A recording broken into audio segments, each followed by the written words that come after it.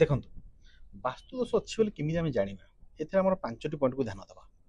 ପ୍ରଥମ ପଏଣ୍ଟ ହେଲା ଯେ ଆପଣଙ୍କୁ ଘରେ ସେଇ ଘରେ ରହିଲା ପରେ ଆପଣଙ୍କୁ ଅଳସୁଆ ଲାଗିବା, କୌଣସି କାମରେ ମନ ନ ଲାଗିବା, ଇଏ ହେଲା ପ୍ରଥମ ପଏଣ୍ଟ। ଦ୍ୱିତୀୟ ପଏଣ୍ଟ ହେଲା ଆପଣ ଯୋଉ ଘରେ ରହୁଛନ୍ତି ରହିଲା ପରେ ଘର ହେଇକି ତ ଛୋଟ ମୋଟ କଳି ହୁଏ କିନ୍ତୁ ବହୁତ ବଡ଼ ବଡ଼ କଳି ହେଉଛି ସବୁବେଳେ, କେହି କାହାକୁ ଦେଖିବାକୁ ଚାହୁଁନାହାନ୍ତି, ତେଣୁ ସେଟା ଗୋଟେ କ୍ଲେଶ ଯଦି ଘର ଭିତରେ ଆପଣଙ୍କର କଳି ଲାଗି ରହୁଛି ବରାବର ଆପଣ ଜାଣିବେ ସେ ଘର ମଧ୍ୟ ବାସ୍ତୁ ଦୋଷ ରହିଛି।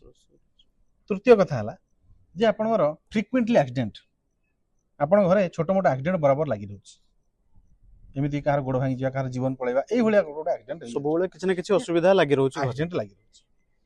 ଆଉ ଗୋଟେ ଜିନିଷ ହେଲା ଆପଣଙ୍କର ଦେଖିବେ ଯେ ଯେମିତି ଲାଗିବ ଯେ ମୋ ଘରେ କିଏ ମୋତେ ଯାଦୁଟଣା କରିଦେଇଛି, ମୋ ଘରେ କିଏ ଗୋଟେ କିଆ କରା କରିଦେଇଛି, ଆମେ ରହିବା ସଙ୍ଗେ ସଙ୍ଗେ ମଧ୍ୟ ଆମ ପଛରେ ଆଉ ଗୋଟେ କିଏ ଆସୁଛି, ମୁଁ ଚାଲିବା ଭିତରେ ମୋ ପଛେ ପଛେ ଆଉ ଜଣେ କିଏ ଚାଲୁଛି, ଏଇଭଳିଆ ମଧ୍ୟ ଆପଣଙ୍କୁ ଫିଲ୍ ହବ।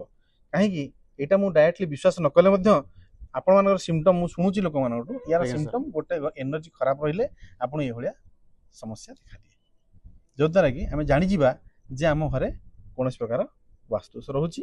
ଆଉ ଗୋଟେ ରହୁଛି ଯେତେ ଇନକମ୍ କଲେ ମଧ୍ୟ ପଇସାଟା ଅଣ୍ଟିବନି, ଖର୍ଚ୍ଚଟା ବେକାର ଖର୍ଚ୍ଚରେ ଚାଲିଯିବ। ଏଇସବୁ ଜିନିଷ ଆପଣ ଜାଣିପାରିବେ ଯେ ନିଶ୍ଚିତ ଭାବରେ ଆମ ଘରେ କୌଣସି ନା କୌଣସି ଅସୁବିଧା ରହୁଛି, ବାସ୍ତୁ ଦୋଷ ଅଛି, ଆପଣ ସେଇ ଟାଇମରେ ଜଣଙ୍କୁ ପରାମର୍ଶ ନେଇପାରିବେ।